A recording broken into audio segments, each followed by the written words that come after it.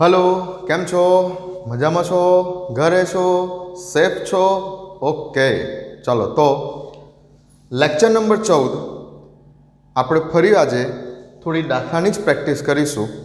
Last time તમને હોમવર્કમાં સ્વાધ્યાયના 2.6, 2.7 અને 2.8 આ 3 દાખલા હોમવર્કમાં આપેલા હતા, જે પૈકી ઘણા વિદ્યાર્થીઓએ મને રિપ્લાય આપેલા છે.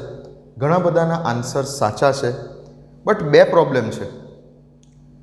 જે વિદ્યાર્થીઓએ દાખલા ગણીને મોકલા છે એ પૈકી કેટલાક વિદ્યાર્થીઓએ કોઈ અન્ય સાહિત્યમાં જોઈને દાખલાની કોપી કરી છે. હવે સમજો બરાબર, મેં તમને હોમવર્ક આપ્યું છે એટલે કમ્પલસરી તમારે મને હોમવર્ક સાચું જ કરીને મોકલવાનું છે એવું જરૂરી નથી. હા, તમારે મને હોમવર્ક કરીને મોકલવાનું છે એ જરૂરી છે, પણ એ સાચું જ હોવું જોઈએ, ગણેલા દાખલા સાચા જ હોવા જોઈએ એવું જરૂરી નથી. તમે ભૂલ કરો, તમે જાતે કરો અને ભૂલ કરો એ ચાલશે, પણ તમે અન્ય કોઈ બીજા સાહિત્યમાં જોઈને કોપી કરીને મને મોકલી આપો તે મને તરત જ ખબર પડી જશે કે આ મેથડ મેં કરાવેલા દાખલાની નથી. ઓકે, એક આ પહેલી વાત. બીજું કે તમે જે દાખલા કરો છો તેમાં તમે જે આન્સર આવે છે, ફાઇનલી જે આન્સર આવે છે, સપોઝ કે તમે તરંગ લંબાઈ શોધી, તમે આવૃત્તિ શોધી, તમે તરંગ સંખ્યા શોધી, તો જે કંઈ પણ આન્સર આવે છે ફાઇનલ આન્સર, એમાં તમે એકમ ખાસ લખો.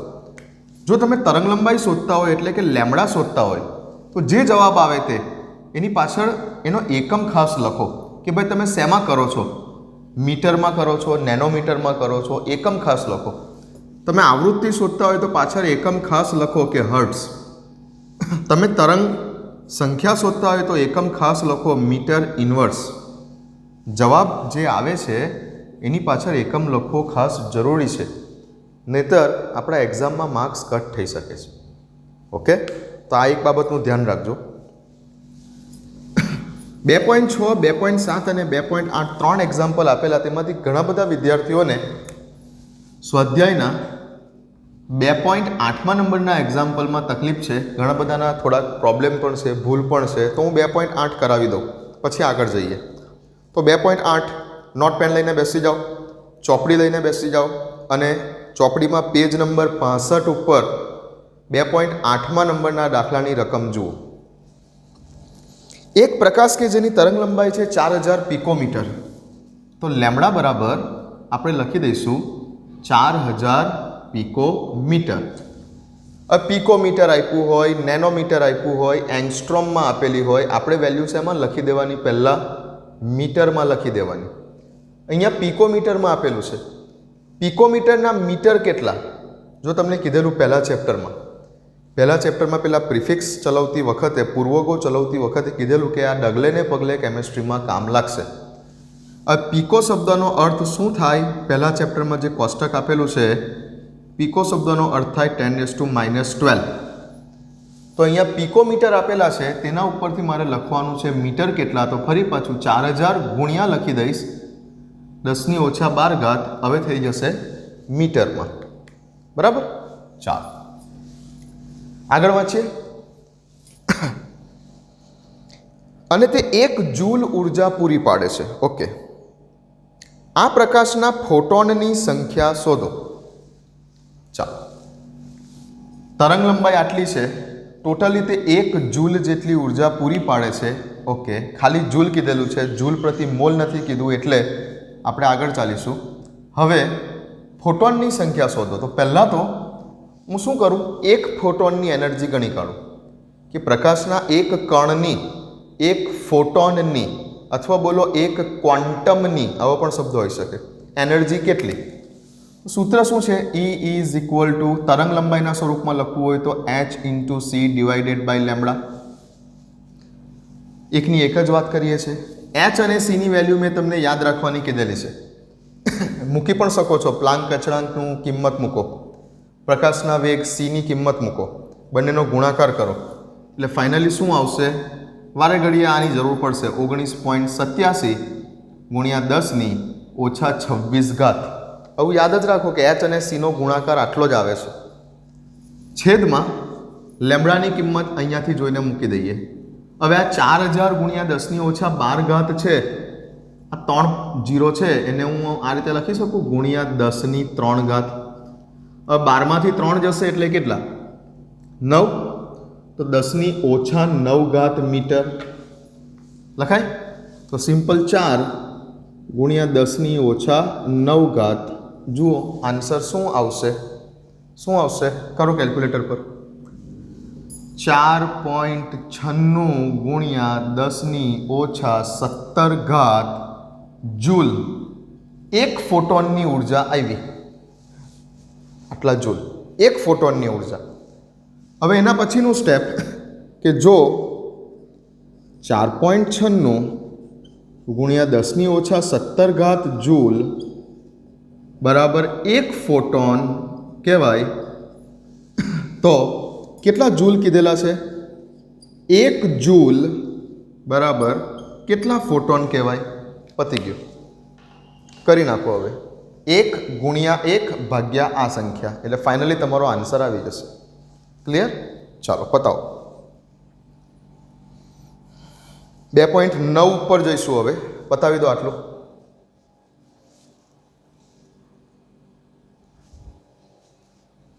પૂરું કરો.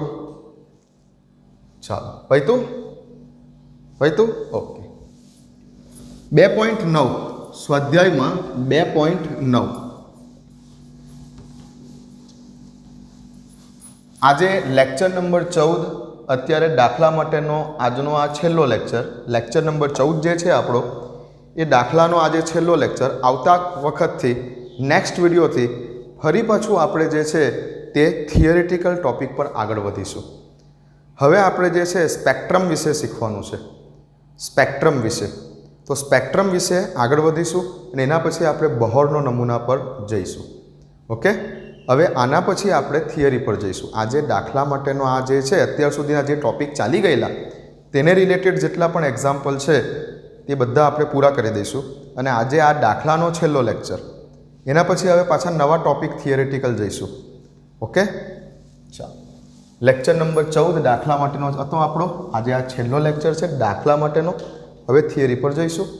જે બીજા 3-4 દાખલા બાકી છે આ ટોપિક રિલેટેડ એ પૂરા કરીએ. જુઓ સ્વાધ્યાયમાં 2.9 સ્વાધ્યાયમાં 2.9 જુઓ શું કીધું છે. જુઓ ધ્યાન આપો. 4 ગુણ્યા 10 - 7 મીટર તરંગલંબાઈ ધરાવતો ફોટોન એક ધાતુની સપાટીને અથડાય છે. ઓકે, તરંગલંબાઈ આપેલી છે, લખી દઈએ. પહેલાં તરંગલંબાઈનું મૂલ્ય જે આપેલું છે તે lambda equal to 4 × 10⁻⁻7 metre. 10⁻⁻7 metre તરંગલંબાઈનું મૂલ્ય આપેલું છે. ઓકે, પેન બહુ ઝાંખી પડે છે ને, અહીંયા કેમેરામાં બરાબર દેખાતું નથી. ડાર્ક પેન લઈ લઈએ. Lambda 4 × 10⁻⁻7 metre. હવે બરાબર દેખાય છે? યસ. ઓકે, ચાલો આગળ. ધાતુનું કાર્યવિધેય 2.13 ઇલેક્ટ્રોન વોલ્ટ છે. ઓકે, ધાતુનું કાર્યવિધેય W0 બરાબર 2.13 ઇલેક્ટ્રોન વોલ્ટમાં વેલ્યુ આપેલી છે. ઓકે,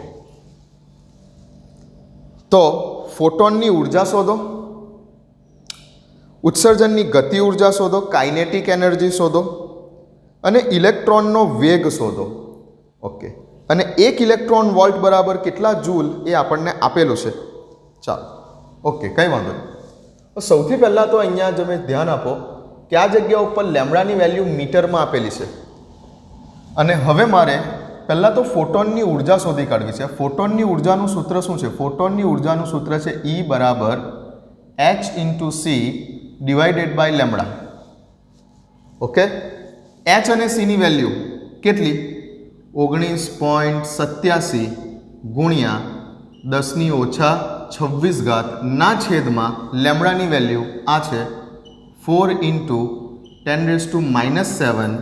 બોલો આન્સર કેટલો? કરો કેલ્ક્યુલેટર ઉપર. કેટલો આન્સર આવે? કેલ્ક્યુલેટર પર તમારે કામ કરવાનું, બરાબર? ઓકે, 19.87 ભાગ્યા 4, 4.96 સમથિંગ આવે. 4.96 ગુણ્યા 10⁻−19 જૂલ. આટલો આન્સર આવે છે? બરાબર છે. ચાલો, તો આ આન્સર આવે છે એક ફોટોનની ઉર્જા કેટલી. આપણે પહેલી વસ્તુ શોધી કાઢી કે ફોટોનની ઉર્જા શોધો. આ ફોટોનની ઉર્જા શોધી કાઢી. ક્લિયર છે? હવે ફોટોનની ઉર્જા શોધાઈ ગઈ. સેકન્ડ વસ્તુ શું શોધવાનું કીધું છે? ઉત્સર્જનની ગતિ ઉર્જા શોધો, કાઇનેટિક એનર્જી શોધો. તમારી પાસે ઈનું મૂલ્ય આવી ગયું, તમારી પાસે W0નું મૂલ્ય છે, પણ આ મૂલ્ય ઇલેક્ટ્રોન વોલ્ટમાં આપેલું છે. તો હવે શું કરીએ આપણે? આને ઇલેક્ટ્રોન વોલ્ટમાં આપેલું છે, આપણે આને જૂલમાં ફેરવી નાખીએ. કઈ રીતે? કે સંબંધ આપેલો છે, બુકમાં જુઓ, સંબંધ આપેલો છે. 1 ઇલેક્ટ્રોન વોલ્ટ બરાબર કેટલા જૂલ? તો 1 ઇલેક્ટ્રોન વોલ્ટ બરાબર 1.6020 ગુણ્યા 10⁻19 જૂલ. જો 1 ઇલેક્ટ્રોન વોલ્ટ બરાબર આટલા જૂલ, માટે 2.13 ઇલેક્ટ્રોન વોલ્ટ બરાબર કેટલા જૂલ? કરો કેલ્સી પર, શું આવે? 2.13 ગુણ્યા 1.6020. 2.13 ગુણ્યા 1.6020 કેટલા આવશે? 3.41 ગુણ્યા 10⁻19 જૂલ. આટલા આવશે. W0ની વેલ્યુ જૂલમાં આટલી આવશે, જે આપણને રકમમાં ઇલેક્ટ્રોન વોલ્ટમાં આપેલી છે. ક્લિયર? ચાલો, આ ફોટોનની ઉર્જા કેટલી તે પહેલો જવાબ આપણો આવી ગયો. આ આપણો પહેલો જવાબ. હવે ગતિ ઉર્જા શોધો એવું કીધેલું છે, કાઇનેટિક એનર્જી. તો સૂત્ર શું છે આઇન્સ્ટાઈન વાળું? E બરાબર W0 વત્તા કાઇનેટિક એનર્જી. આને કહેવાય ગતિ ઉર્જા. આને સૂત્ર કરતા બનાવો તો W0 ને આમ મોકલી આપવા પડે. તો માટે શું છે? E ઓછા W0 બરાબર કાઇનેટિક એનર્જી. આ બેની બાદબાકી કરવાની છે, એટલે કાઇનેટિક એનર્જી કેટલી તે મળી જાય, ગતિ ઉર્જા કેટલી તે મળી જાય. તો માટે કાઇનેટિક એનર્જી, ગતિ ઉર્જા બરાબર ઈની વેલ્યુ 4.96 ગુણ્યા 10⁻19 ઓછા W0ની વેલ્યુ આપ 3.41 ગુણ્યા 10⁻19. 10⁻19 10⁻19 કોમન કાઢો. 4.96માંથી 3.41 ને બાદ કરો. 4.96માંથી 3.41 ને બાદ કરીએ. 4.96 ઓછા 3.41 કેટલા? 1.55 ગુણ્યા 10⁻19 જૂલ. આ થઈ ગઈ તમારી કાઇનેટિક એનર્જી, ગતિ ઉર્જા. આ બીજો જવાબ જે પૂછેલું છે તે બીજો જવાબ. પહેલો જવાબ આ છે, આ તમારો બીજો જવાબ જે તમને પૂછેલું છે તે. ઓકે, હવે આપણે થર્ડ પોઈન્ટ ઉપર જઈએ. પહેલાં આટલું પતાવી દો. ચાલો ઝડપ રાખો, પતાવી દો આટલું.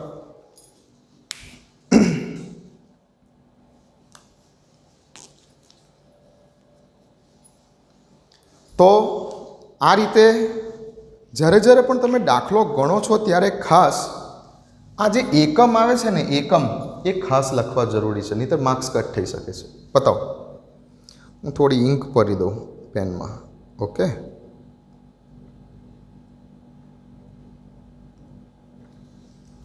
ચાલો લખ્યું. હવે થર્ડ પોઈન્ટ પર જઈએ. ફોટો ઇલેક્ટ્રોનનો વેગ શોધો. વેગ. ચાલો, અહીંયા સુધી પતી ગયું. ઓકે, હવે આગળ એવું પૂછેલું છે કે ફોટો ઇલેક્ટ્રોનનો વેગ શોધો, વેલોસિટી શોધો, વેગ. હવે ગતિ ઉર્જા, ગતિ ઉર્જા ઇંગ્લિશમાં જેને બોલીએ કાઇનેટિક એનર્જીનું સૂત્ર શું છે? ગતિ ઉર્જા બરાબર 1/2 mv². 1/2 mv². જ્યાં m શું છે? તો કે જે તે પદાર્થની ગતિ ઉર્જાની વાત ચાલતી હોય તે પદાર્થનું દળ, વજન. અને v શું છે? અહીંયા મેં વળાંકવાળો v નથી લખ્યો, અહીંયા મેં કમ્પ્લીટ v લખેલો છે. જોજો, v લખેલો છે. આ વળાંકવાળો v લખો એને ન્યૂ બોલાય, એ આવૃત્તિ બતાવે. આ ખાલી આવી રીતે કમ્પ્લીટ વી લખીએ એને કહેવાય વેલોસિટી, વેગ. અને એમ શું છે? દળ છે, વજન. ચાલો, તો ગતિ ઉર્જાનું સૂત્ર આ છે. હવે ગતિ ઉર્જા કેટલી છે તેનો આન્સર આપણે લઈ આવ્યા છે. ગતિ ઉર્જાનો આન્સર આપણે લઈ આવ્યા છે. તો હવે જો ગતિ ઉર્જાનું સૂત્ર આ છે અને ગતિ ઉર્જાનો આન્સર આ છે, તો હું લખી શકું છું કે 1/2 mv². એટલે શું? તો કે કાઇનેટિક એનર્જી, ગતિ ઉર્જા. ગતિ ઉર્જા તો કાઇનેટિક એનર્જી 1/2 mv² બરાબર આટલા. ગતિ ઉર્જાનો આન્સર આ છે અને ગતિ ઉર્જા બરાબર આ સૂત્ર છે. તો હવે આ સૂત્ર બરાબર લખી શકું છું કે 1.55 ગુણ્યા 10⁻⁻19 જૂલ લખાય. ઓકે, ચાલો, 1/2 mv² બરાબર આટલા લખી શકાય. હવે શું કરીએ તો કે આ બેને ઉપર જવા દઈએ. 1/2 mv² છે તો આ જગ્યા ઉપર આપણે આ બેને ઉપર જવા દઈએ અને એમને છેદમાં લઈ આવીએ. આપણે આ વી શોધવાના છે, વેલોસિટી. તો આ એમ છેદમાં આવશે, અહીંયા બે છેદમાં છે તો ઉપર જશે. તો શું લખાશે? v² બરાબર 1.55 ગુણ્યા 10⁻⁻19 ગુણ્યા આ બે ઉપર ગયા છેદમાં એમ. એમ એટલે ઇલેક્ટ્રોનનું દળ. ઇલેક્ટ્રોનનું દળ કેટલું? 9.1 ગુણ્યા 10⁻31 કિલોગ્રામ. ઇલેક્ટ્રોનનું દળ કેટલું? તો છેદમાં એમ લાવવાના છે એટલે 9.1 ગુણ્યા 10⁻31 કિલોગ્રામમાં. ચલો હવે કેલ્ક્યુલેશન કરો. 1.55 ગુણ્યા 2 કરો. 1.55 ગુણ્યા 2 કરો, 3.1 આવે, ભાગ્યા 9.1 કરો, 9.1 કરો, આન્સર આવે 0.34. તો 0.34 આવે કેલ્ક્યુલેશનનો જવાબ. હવે 19 છે, 31 છે, 31માંથી 19ને માઇનસ કરો, 12 આવે.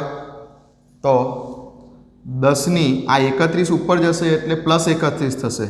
એટલે 31માંથી 19 જશે એટલે 10ની +12 વત્તા 12 આવશે. ઓકે, તો આ તો શું આવ્યું? હજુ આ જે આવે છે એ v² આવે છે. હા, આ શું આવે છે? v². મારે તો v શોધવાનું છે. તો હવે બંને બાજુ વર્ગમૂળ લેતા, તો બંને બાજુ વર્ગમૂળ લઉં તો v² છે એની જગ્યાએ v થઈ જાય. હવે વર્ગમૂળમાં 0.34 ગુણ્યા 10⁻12. વર્ગમૂળમાં 0.34નું વર્ગમૂળ કેટલું? 0.58. 0.58 3 છે 583. ઓકે, ચાલો, 0.34નું વર્ગમૂળ કેલ્ક્યુલેટર પર જુઓ તો આટલું આવશે. ઇન્ટુ 10⁻12 છે, વર્ગમૂળમાંથી બહાર નીકળે એટલે 10⁻6 થઈ જાય. 10⁻, જ્યારે વર્ગમૂળમાંથી બહાર નીકળે ત્યારે અડધી કરી નાખવાની. 12 હોય તો 6 કરી નાખવાની. સપોઝ કે અહીંયા 10⁻20 હોતે તો 20ના અડધા 10. 10⁻16 હોતે, વર્ગમૂળમાં 10⁻16 હોતે તો 10⁻4 ના લખાય. હા, અડધા કરવાના. વર્ગમૂળમાંથી 10⁻ને બહાર કાઢીએ તો અડધા કરવાના. તો જો આવું લખ્યું તો ખોટું. શું થાય? 10⁻16 વર્ગમૂળનો આન્સર શું થાય? 10⁸. અડધા કરવાના. મોટે ભાગે સ્ટુડન્ટ અહીંયા ભૂલ કરે છે. 10⁻16 હોય તો વર્ગમૂળની બહાર કાઢે એટલે 16નું વર્ગમૂળ 4 એવું કાઢે છે. આવું નહીં, અડધા કરવાના. 10⁻ને જ્યારે વર્ગમૂળમાંથી બહાર કાઢીએ ત્યારે તેને અડધા કરવાના.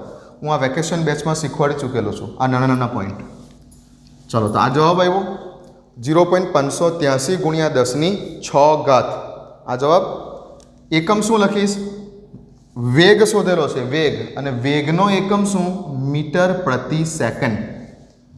વેગનો એકમ મીટર પ્રતિ સેકન્ડ. વૈજ્ઞાનિક અંક પદ્ધતિમાં લખવું છે. 1 પોઈન્ટ આમ ખસી જાઓ, 5.83 ગુણ્યા હવે 10⁶ ની જગ્યા પર 10⁵. ઓકે, ચાલો પતાવો.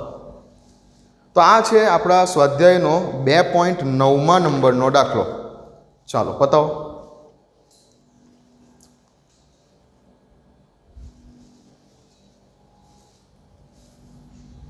2.10 ઉપર જઈએ છીએ હવે. પતી ગયું? ચાલો.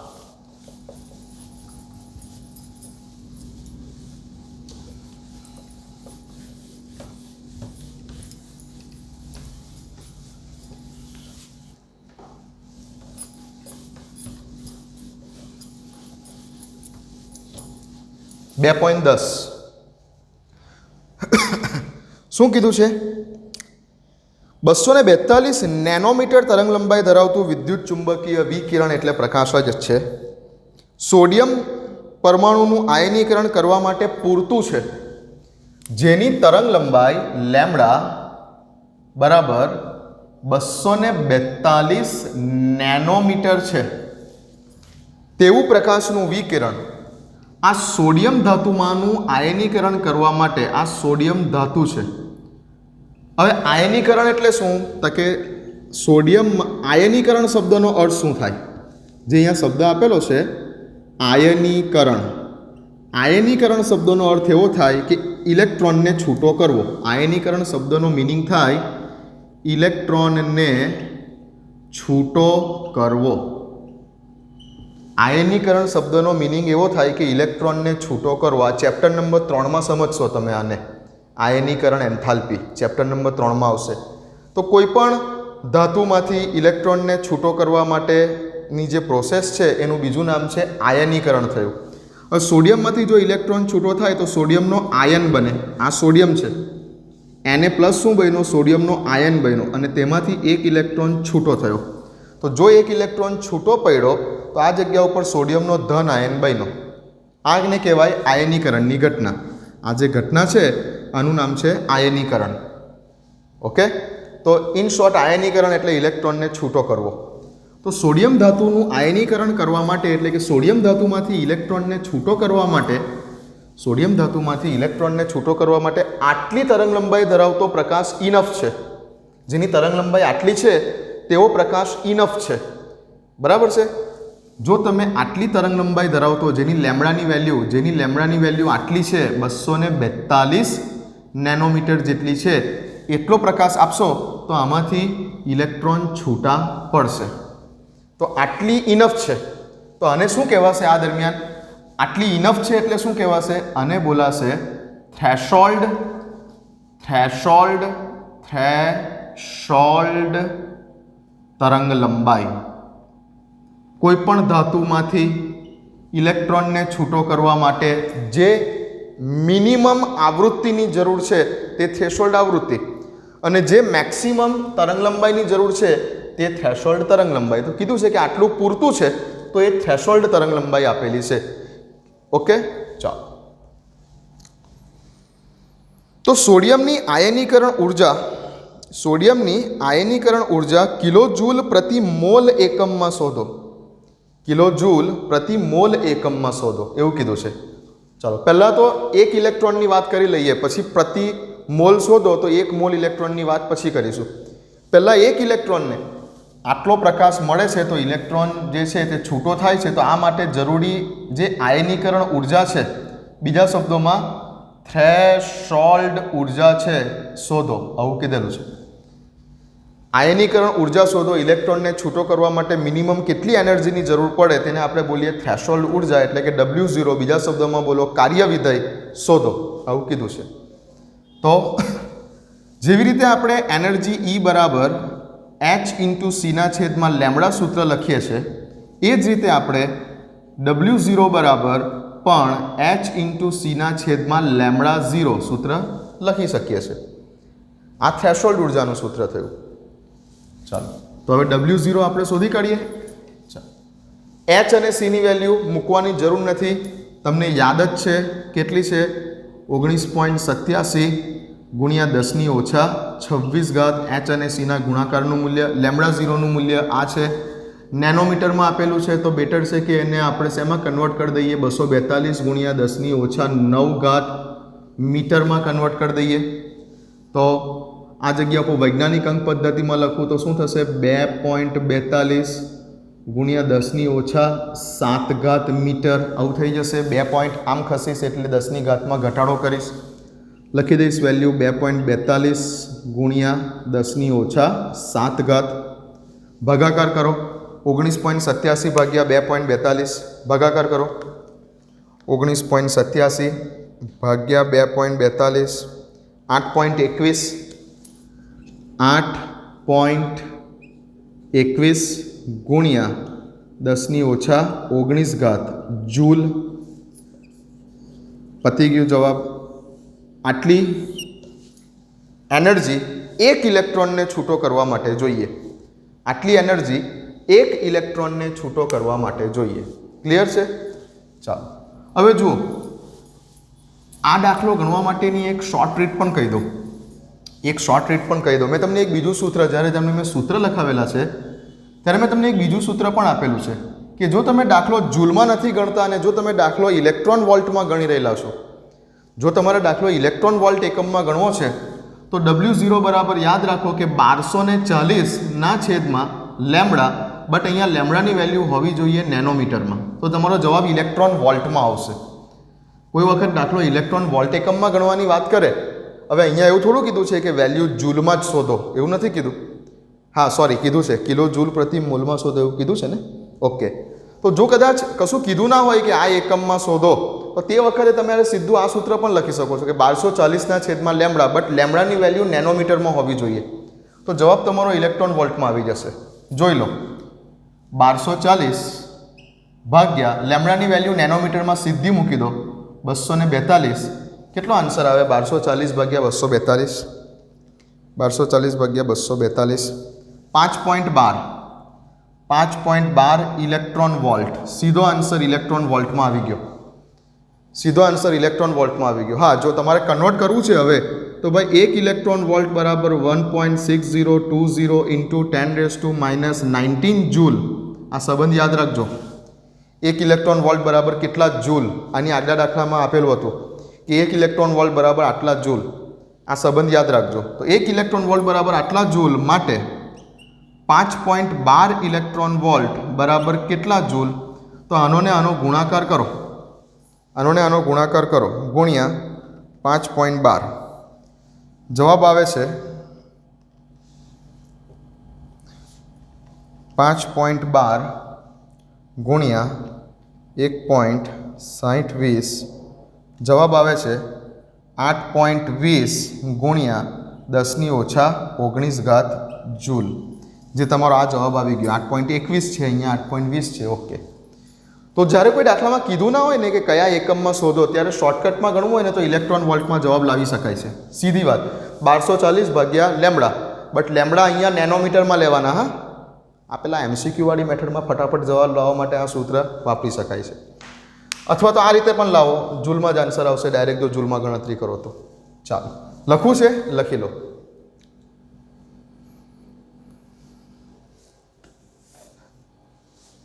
લખાઈ ગયું? ચાલો, તો એક બીજી મેથડ બતાવી રાખી, કોઈ વાર કામ લાગી જાય. તો આ તો ઉર્જા મળી, આટલી ઉર્જા પણ એક ઇલેક્ટ્રોનને છૂટી કરવા માટે. હા, હવે તો શું કીધેલું છે? 1 મોલ ઇલેક્ટ્રોન માટેની વાત કરવાની છે. 1 મોલ ઇલેક્ટ્રોન. તો જો 1 ઇલેક્ટ્રોન માટે જરૂરી ઉર્જાનું મૂલ્ય કેટલું? આટલું 8.21 ગુણ્યા 10⁻19 જૂલ. તો હવે 1 મોલ ઇલેક્ટ્રોન માટે, 1 મોલ એટલે કેટલા ઇલેક્ટ્રોન? 1 મોલ એટલે 6.022 ગુણ્યા 10⁻23 ઇલેક્ટ્રોન માટે જરૂરી ઉર્જાનું મૂલ્ય કેટલું? તો હવે એવોગેડ્રો નંબરની સાથે આને ગુણી કાઢો. તો માટે એનર્જી E બરાબર 6.022 ગુણ્યા 10⁻23 ગુણ્યા 8.21 ગુણ્યા 10⁻19. કરો કેલ્ક્યુલેટર પર, કરો.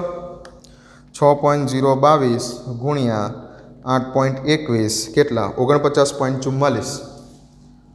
49.44 ગુણ્યા 23માંથી 19 જાય, 23માંથી 19 જાય તો 20, 21, 22, 23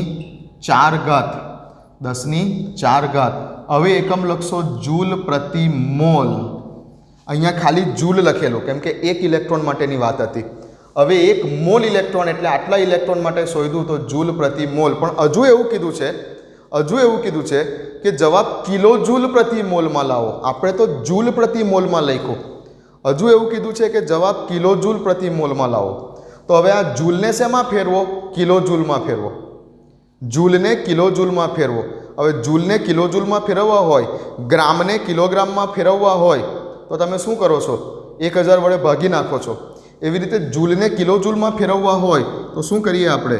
49.44 ગુણ્યા 10⁴ એટલે 1 2 3 4 લખું, 4 મીંડા લખું, ભાગ્યા મારે જૂલને કિલો જૂલમાં ફેરવવા છે તો 1000 વડે ભાગી નાખ્યા.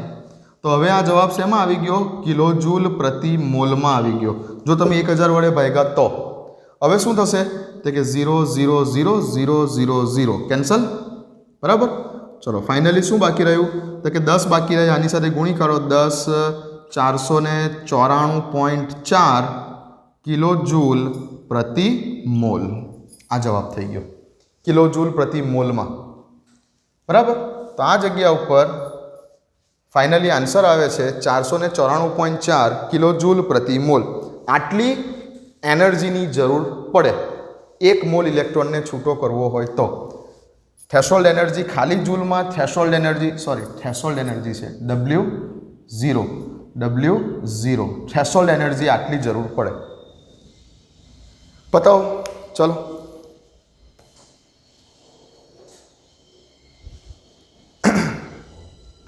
આ હતો સ્વાધ્યાય 2.10.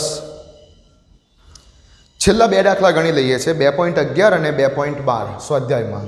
પતી ગયું. ચાલો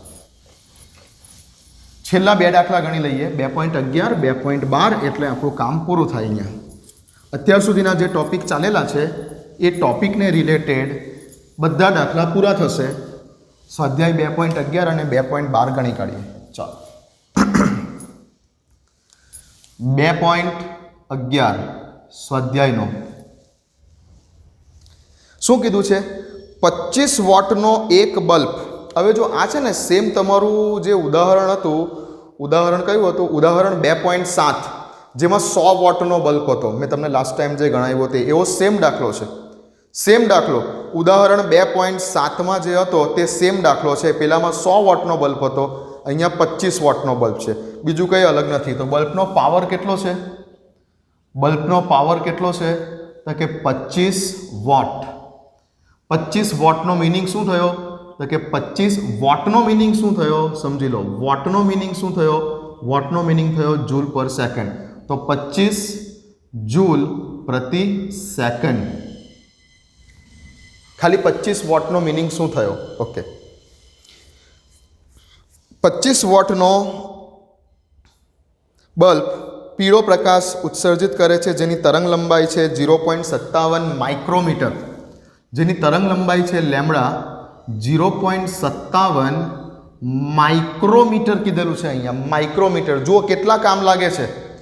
પહેલા ચેપ્ટરમાં જે પૂર્વગો આવે છે તે કેટલા કામ લાગે છે. કોઈ વાર નેનોમીટર આપે છે, કોઈ વાર પિકોમીટર આપે છે, અહીંયા માઇક્રોમીટર આપ્યું. હવે માઇક્રો શબ્દોનો અર્થ શું થાય? પહેલા ચેપ્ટરમાં પેલા કોષ્ટક જે આપેલું છે તેની અંદર જુઓ ધ્યાનથી. માઇક્રો શબ્દનો અર્થ થાય 10⁻6 મીટર. તો માઇક્રોમીટર આપેલું છે જેનો અર્થ થાય 0.57 ગુણ્યા 10⁻6 મીટર. માઇક્રો શબ્દનો અર્થ 10⁻6 થાય. નેનો શબ્દનો અર્થ 10⁻9 થાય.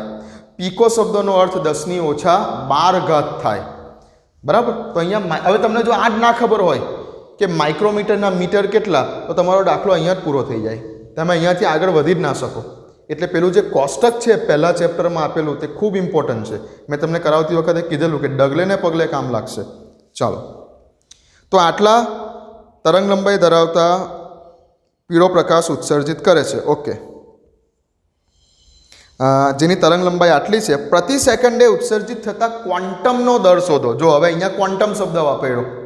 હવે ક્વોન્ટમ એટલે ફોટોનની સંખ્યા શોધો. એવું જ કીધેલું છે કે 1 સેકન્ડમાં કેટલા ફોટોન ઉત્સર્જિત થાય છે. ક્વોન્ટમ શબ્દ વાપરી શકે છે. પ્રકાશનું કણ, પ્રકાશના કણને મેક્સ પ્લાન્કે શું કીધેલું? ક્વોન્ટમ. અને પાછળથી આઇન્સ્ટાઈને તેને શું નામ આપેલું? ફોટોન. તો અહીંયા ક્વોન્ટમ શોધો, અથવા તો બીજા શબ્દમાં સમજો કે ફોટોનની સંખ્યા શોધો, એ જ કીધેલું છે. એટલે ક્વોન્ટમ શબ્દ જોઈને ગભરાઈ નહીં જવાનું. ક્વોન્ટમ એટલે ફોટોન જ. તો ફોટોનની સંખ્યા શોધો. સેમ ઉદાહરણ 2.7માં જે આપણે કર્યું છે તે જ રીતે તમારે કરવાનું છે. સેમ શું કરશો? પહેલાં લેમડાની વેલ્યુ આપેલી છે, લેમડાની વેલ્યુ પરથી તમે ઈની વેલ્યુ શોધી કાઢો. હવે આ દાખલો હું નહીં ગણાવું. h ઇન્ટુ સીના છેદમાં લેમડા, આ લેમડાની વેલ્યુ આપેલી છે. એનર્જી કેટલી આવે તે શોધી કાઢો. કેટલી એનર્જી આવે શોધી કાઢો. જે જવાબ આવશે તમારો તે જૂલમાં આવશે. જે જવાબ આવશે તે જૂલમાં આવશે. તો કે એક ફોટોનની એનર્જી આટલા જૂલ, એક ક્વોન્ટમની એનર્જી આટલા જૂલ. ઓકે, તો જે આવે તે પહેલાં એનર્જીનો જવાબ જૂલમાં શોધી કાઢો.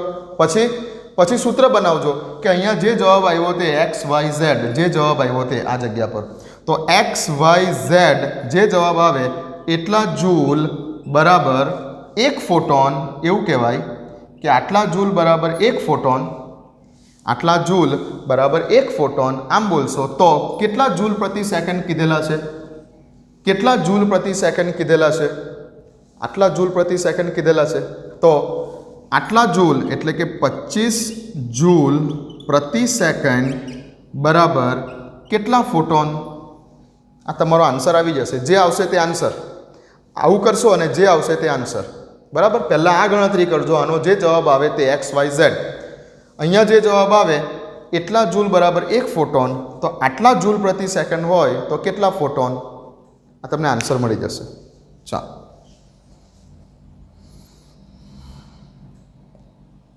બરાબર. આગળ 2.12 ઉપર જઈએ. હવે આ તમે કરી દેશો. મેથડ તમને કહી દીધી. 2.11ની મેથડ આ છે. સેમ ઉદાહરણ 2.7 જોઈ લેજો પહેલાં, ને પછી આની પર આવજો. ચાલો, 2.12 ઉપર જઈએ. 2.12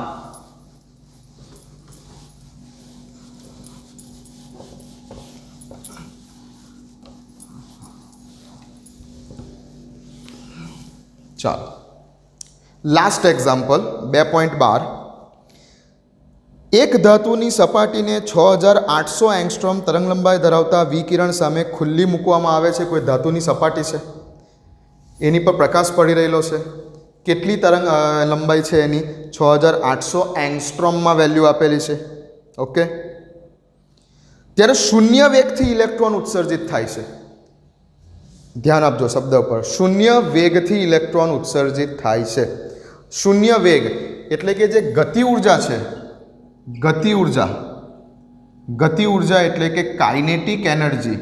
કાઇનેટિક એનર્જીનું સૂત્ર 1/2, કાઇનેટિક એનર્જીનું સૂત્ર 1/2 mv². જેમાં વેગ કીધેલો છે. વેગનું મૂલ્ય કેટલું છે? શૂન્ય. તો જો તમે અહીંયા શૂન્ય મૂકી દો, શૂન્યનો વર્ગ શૂન્ય, શૂન્યને કોઈ પણ સંખ્યા સાથે ગુણશો એટલે ફાઇનલી શૂન્ય. એટલે કે ઇનડાયરેક્ટલી એવું કીધેલું છે કે ઇલેક્ટ્રોનની ગતિ ઉર્જાનું મૂલ્ય શૂન્ય છે. જો વીનું વેલ્યુ શૂન્ય છે, વેગ શૂન્ય છે, વેગ શૂન્ય છે, એટલે ગતિ ઉર્જાના સૂત્રમાં જો વીની વેલ્યુ મૂકી દઈએ શૂન્ય, તો કાઇનેટિક એનર્જી એટલે ગતિ ઉર્જા શૂન્ય આવી જાય. તો ગતિ ઉર્જા શૂન્ય છે એવું કીધેલું છે. ઇલેક્ટ્રોન ઉત્સર્જિત થાય છે પણ તેની ગતિ ઉર્જા કેટલી છે? શૂન્ય છે, આવું કીધેલું છે. ચાલો, તો દેહલી આવૃત્તિ અને કાર્ય વિધેય શોધો. ઓકે, તો જો ગતિ ઉર્જા શૂન્ય હોય, આઇન્સ્ટાઈનના સૂત્ર પ્રમાણે E બરાબર W0 વત્તા કાઇનેટિક એનર્જી, આવું સૂત્ર છે આઇન્સ્ટાઈનનું. હવે જો કાઇનેટિક એનર્જીની વેલ્યુ 0 હોય, એનો અર્થ એવો છે કે energy is equal to W0. જો ગતિ ઉર્જા શૂન્ય હોય, અહીંયા શૂન્ય મૂકી દઉં તો E બરાબર W0 થઈ જાય. જો ગતિ ઉર્જા શૂન્ય હોય તો E બરાબર W0 થઈ જાય. એટલે કે આપવામાં આવતો પ્રકાશ અને કાર્ય આપવામાં આવતા પ્રકાશની એનર્જી અને જેટલી ધાતુને જોઈએ છે ઇલેક્ટ્રોનને બહાર કાઢવા માટે જેટલી એનર્જી જોઈએ છે એ બંને સરખી થઈ જાય જો ગતિ ઉર્જા શૂન્ય હોય તો. તમે જે એનર્જીનો પ્રકાશ આપી રહેલા છો એ એનર્જી અને ઇલેક્ટ્રોનને બહાર નીકળવા માટે જેટલી એનર્જી જોઈએ છે, એટલે કે બોલો કે ધાતુનું કાર્ય વિધેય અથવા તો થ્રેશોલ્ડ એનર્જી, એ બંને સરખા થઈ જાય. આ બંને ક્યારે સરખા થઈ જાય? જ્યારે કાઇનેટિક એનર્જી શૂન્ય થાય તો. આ એક MCQ પણ બની ગયો. લો, સવાલ એવું આવી જાય કે E બરાબર W0 ક્યારે થાય? કોઈ ક્વેશ્ચન એવો આવે એક્ઝામમાં, ક્વેશ્ચન E બરાબર W0 ક્યારે થશે? આવો ક્વેશ્ચન આવી જાય. ઓપ્શન આપી દે. A kinetic energy greater than 0, B kinetic energy less than 0, C kinetic energy equal to 0 અને ડી આપેલ તમામ. બની ગયો એક MCQ. જો સરસ MCQ બની ગયો. લખી લો, MCQ લખી લો. E બરાબર W0 ક્યારે પોસિબલ થાય? આ 4 ઓપ્શન આપેલા છે. જવાબ આ છે કે જ્યારે કાઇનેટિક એનર્જીની વેલ્યુ 0 હોય ત્યારે તમારો E બરાબર W0 થઈ જાય. આ MCQ લખી દેજો. ચાલો, સમજ પડી ગઈ? રકમ જ સમજાવી, પહેલાં રકમ સમજાવી. ઓકે, તો હવે તમે સમજો છો કે અહીં કાઇનેટિક એનર્જીની વેગ 0 છે. વેગ 0 છે એટલે ગતિ ઉર્જા એટલે કે કાઇનેટિક એનર્જીનું મૂલ્ય 0 છે. કાઇનેટિક એનર્જીનું મૂલ્ય 0 છે એટલે આઇન્સ્ટાઇનના સૂત્રમાં જ્યારે કાઇનેટિક એનર્જીની વેલ્યુ 0 લખીશું ત્યારે E બરાબર W0 થશે.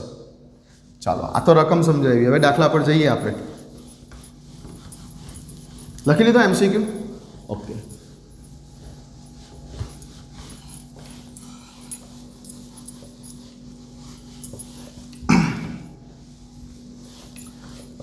ચાલો, શું કીધું છે? ધાતુની સપાટીને 6800 એંગસ્ટ્રોમ તરંગ લંબાઈ એટલે કે લેમ્બડા બરાબર 6800 એંગસ્ટ્રોમ. હવે એંગસ્ટ્રોમ છે, મીટરમાં ફેરવી કાઢું. 6800 ગુણ્યા 10⁻10 મીટર. 2 0 છે એટલે અહીંયા 10⁻2 ઓછી કરી નાખું. અહીંયા 3 વૈજ્ઞાનિક અંક પદ્ધતિમાં લખું તો 1 2 ને 3 પોઈન્ટ ખસું. 6.8 ગુણ્યા 10⁻7 મીટર. તો લેમ્બડાની વેલ્યુ મીટરમાં આવી ગઈ. ચલો, હવે મારે શોધવાનું છે દેહલી આવૃત્તિ અને કાર્ય વિધેય. ઓકે, તો પહેલાં તો હું E શોધી કાઢું. Energy H/c divided by lambda. H/c એટલે 19.87 ગુણ્યા 10⁻26 છેદમાં 6.8 ગુણ્યા 10⁻7. કરો કેલ્ક્યુલેટર ઉપર. કેટલા આવે છે? 2.92 ઇન્ટુ 10⁻19 જૂલ. આટલી એનર્જી આવે છે. આ એનર્જી આપવી પડતી એનર્જી આટલી છે. જે એનર્જી આપીએ છે તે એનર્જી આટલી છે. આટલી તરંગ લંબાઈ ધરાવતો પ્રકાશ આપીએ છીએ એટલે સમજો કે આટલી એનર્જી આપીએ છે. અહીં હવે લખજો, અહીં ઇલેક્ટ્રોનનો વેગ એટલે કે v બરાબર 0 છે. માટે કાઇનેટિક એનર્જી લખજો મારી રીતે, જે હું લખાવું છું તે. કાઇનેટિક એનર્જી બરાબર 0 થશે. લખ્યું આવું? ચાલો, માટે સૂત્ર છે કે E બરાબર W0 વત્તા કાઇનેટિક એનર્જી. હવે કાઇનેટિક એનર્જી 0 છે તો શું લખીશું? E બરાબર W0 વત્તા 0. કાઇનેટિક એનર્જી 0 છે માટે E અને W0 સરખા થઈ જશે. તો જે Eનો જવાબ છે એ જ જવાબ તમારો W0નો પણ છે. અહીંયા Eની વેલ્યુ આટલી છે, મૂકી દઉં. કેટલી? 2.92 ગુણ્યા 10⁻19. આટલી જ વેલ્યુ તમારા, એકમ શું છે? જૂલ. આટલી જ વેલ્યુ તમારા W0ની છે. એટલે લો, આવી ગયું W0ની વેલ્યુ, કાર્ય વિધેયની વેલ્યુ આવી ગઈ. જે Eનો આન્સર હતો એ જ આન્સર તમારો W0નો થયો. ચાલો, હવે શું કીધું છે કે ભાઈ દેહલી આવૃત્તિ શોધો. થ્રેશોલ્ડ આવૃત્તિ. સૂત્ર શું છે થ્રેશોલ્ડ આવૃત્તિ માટે? W, જેવી રીતે આપણે E બરાબર આવું લખીએ છીએ, E બરાબર H/ν આવું લખીએ છીએ, એવી જ રીતે W0 બરાબર શું લખવાનું છે? H/υ0. જેવી રીતે E બરાબર H/υ એવી રીતે W0 બરાબર H/υ0. સૂત્ર કરતા બનાવો υ0 ને, તો υ0 થ્રેશોલ્ડ આવૃત્તિ, દેહલી આવૃત્તિ, થ્રેશોલ્ડ આવૃત્તિ બરાબર W0 છેદમાં H. W0નો આન્સર 2.92 ગુણ્યા 10⁻19 છેદમાં પ્લાન્કનો અચળાંક Hની વેલ્યુ 6.626 ગુણ્યા 10⁻ 34 ગણતરી કરો એટલે તમારો ફાઇનલ આન્સર દહેલી આવૃત્તિનો આન્સર આવી જશે. આ બેને ભાગાકાર કરો એટલે આન્સર આવી જશે. કેટલો આન્સર આવશે? 0.44 ગુણ્યા 10^15 હર્ટ્ઝ HZ. વૈજ્ઞાનિક અંક પદ્ધતિમાં લખવું છે તો 1 પોઈન્ટ આમ ખસી જાઓ એટલે 4.4 ગુણ્યા 1014 હર્ટ્ઝ આવું થઈ જશે. ચલો પતાવો. તો અહીં આપણા અત્યાર સુધીના જે કંઈ પણ ટોપિક ચાલી ગયેલા હતા, અત્યાર સુધીના જે કંઈ પણ ટોપિક ફોટો ઇલેક્ટ્રિક ઇફેક્ટ સુધીના જે કંઈ પણ ટોપિક ચાલી ગયેલા હતા ચેપ્ટરમાં, તેને રિલેટેડ બધા જ પ્રકારના એક્ઝામ્પલ ઉદાહરણના અને સ્વાધ્યાયના આપણે પતાવી ચૂકેલા છે. ઉદાહરણના અને સ્વાધ્યાયના આપણે પતાવી ચૂકેલા છે. બરાબર? ચાલો હવે આપણે નેક્સ્ટ ટાઈમથી આગળ થિયરી ચાલુ કરીશું. હવે બીજી એક વાત કે હવે આવતા બધા જ વિડીયો જે કંઈ પણ હશે, તે અનલિસ્ટેડ મોડમાં હશે. હવે જે વિડીયો આવશે તે અનલિસ્ટેડ મોડમાં આવશે. 1 વીક સુધી, હવે પછીના 1 અઠવાડિયા સુધી જે વિડીયો આવશે, આ છેલ્લો વિડીયો કે જે આપણે પબ્લિકલી મૂકી રહેલા છે, ઓકે. આના પછીના હવે જે કોઈ પણ વિડીયો આવશે તે બધા અનલિસ્ટેડ હશે. એટલે કે જેની પાસે લિંક હશે વિડીયોની, એ જ વિદ્યાર્થીઓ આ મારા વિડીયોને જોઈ શકશે. આજનો આ છેલ્લો વિડીયો કે જે પબ્લિકલી જાય છે, આના પછીના બધા જ વિડીયો અનલિસ્ટેડ મોડમાં આવશે. એટલે કે હવે જેને હું લિંક મોકલાવીશ એ જ વિદ્યાર્થીઓ વિડીયોને જોઈ શકશે. હું ગ્રુપમાં લિંક મોકલાવીશ 1 અઠવાડિયા સુધી. 1 અઠવાડિયા સુધી હું ગ્રુપમાં લિંક મોકલાવીશ, આપણા વોટ્સઅપ ગ્રુપની અંદર લિંક મોકલાવીશ. એટલે વોટ્સઅપ ગ્રુપની અંદર આવેલા બધા જ વિદ્યાર્થીઓ જોઈ શકશે, નો ડાઉટ. પણ 1 અઠવાડિયા સુધી. 1 અઠવાડિયા પછી બધા વિડીયો પ્રાઇવેટ મોડમાં જશે. 1 અઠવાડિયા પછી બધા જ વિડીયો પ્રાઇવેટ મોડમાં જશે. એટલે કે હું જેને એક્સેસ આપીશ એ જ વિદ્યાર્થીઓ વિડીયોને જોઈ શકવાના છે 1 અઠવાડિયા પછી. અત્યારે 1 અઠવાડિયા સુધી તો બધા જ વિદ્યાર્થીઓ જોઈ શકશે, પણ પબ્લિકલી નહીં જોઈ શકે. તમારી પાસે લિંક છે તો તમે જ જોઈ શકશો, બીજા બધા નહીં જોઈ શકે.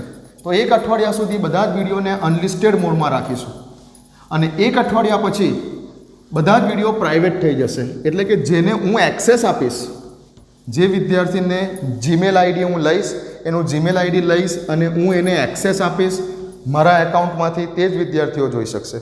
તો પબ્લિકલી મૂકવામાં આવતો આજનો આ છેલ્લો વિડીયો છે. આવતીકાલથી જે વિડીયો આવશે એ બધા અનલિસ્ટેડ મોડમાં આવશે. એટલે કે 1 અઠવાડિયા સુધી ગ્રુપમાં રહેલા દરેક વિદ્યાર્થીઓ વિડીયોને જોઈ શકશે, માત્ર 1 અઠવાડિયા સુધી. અને 1 અઠવાડિયા પછી બધા જ વિડીયો પ્રાઇવેટ મોડ ઉપર જશે. એટલે કે પછી હું જેને એક્સેસ આપીશ, હું જેને કમાન્ડ આપીશ, તે જ વિદ્યાર્થીઓ આ વિડીયો લેક્ચર્સને જોઈ શકવાના છે. ઓકે, ચાલો એક ક્વેશ્ચન કહી દઉં. આઈઆઈટી એક્ઝામ, AIEEE એક્ઝામ 1998માં જે એક ક્વેશ્ચન પૂછાયેલો છે, બહુ સરસ ક્વેશ્ચન છે, લખી લો અને ચેક કરો કે તમને આવડે છે. આ દાખલાનો જવાબ એક MCQ પૂછાયેલો છે. કોઈ એક ધાતુ માટે લખો ક્વેશ્ચન. કોઈ એક ધાતુ માટે કાર્યવિધેય 4 ઇલેક્ટ્રોન વોલ્ટ છે. 4 ઇલેક્ટ્રોન વોલ્ટ છે. તો ફોટો ઇલેક્ટ્રોનને ઉત્સર્જિત કરવા